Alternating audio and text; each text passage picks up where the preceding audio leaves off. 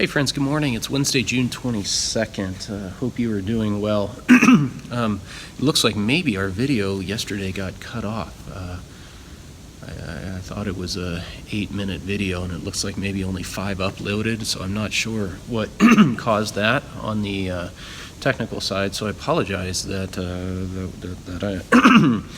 that even though the intention was there, we may not have gotten to pray together at the end of our time yesterday.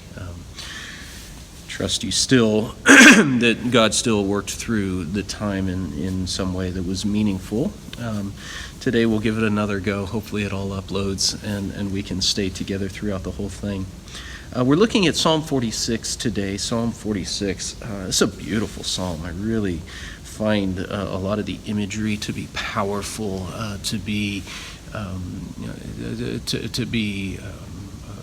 solid reminder to us of the glory and beauty and love that God extends to us, the greatness of who God is, and the majesty of this God that we worship. We talk about this last Sunday, we talked in our worship service about we said that the first thing as Christians that we need to do is figure out, or is to make some claim about who the God we worship is. Who is this God we worship? There's so many different things we can worship. And we say we worship God. Well, what does that mean? God means lots of things to lots of people. And we get most specific by saying we worship the God who is known in Jesus Christ. The God made known through Jesus Christ. And that's the whole sense of incarnation. If we want to know who God is, we look to Jesus. But these psalms are descriptive. This psalm is a descriptive psalm. It's one that really magnifies the characteristics of God. So let's take a moment to quiet our hearts, and then I'll read this for us. And I invite you to let your imaginations run with the words of this psalm today.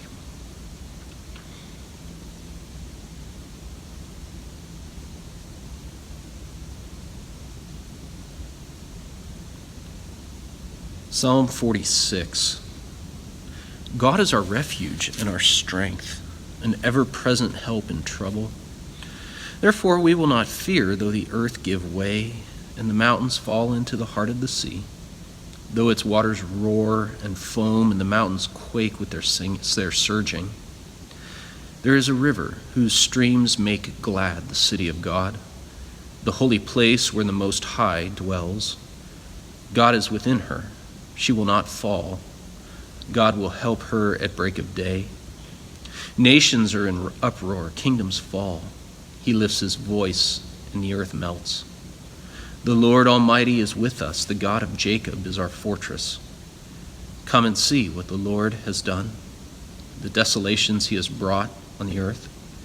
He makes wars cease to the ends of the earth. He breaks the bow, he shatters the spear. He burns the shields with fire. He says, "Be still and know that I am God.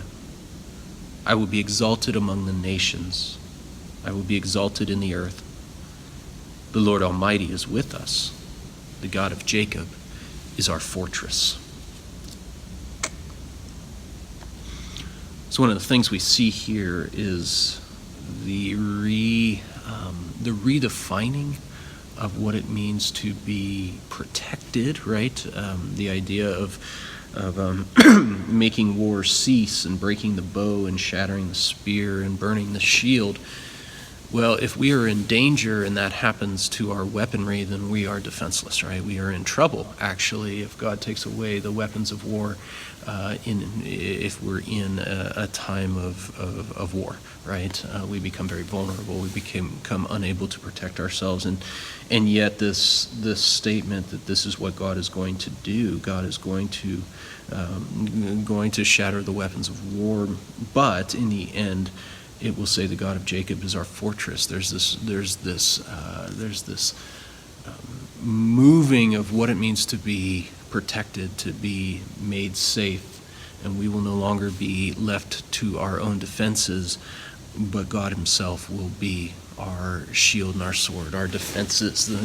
And it's even more powerful than that, because God will put an end to the war, the striving, the conflict of the nations, of the communities, of the people, and there just simply won't be a need for protection at all, because all things will be reconciled in Christ. That's the beautiful promise of the gospel story. That's what this psalm points to.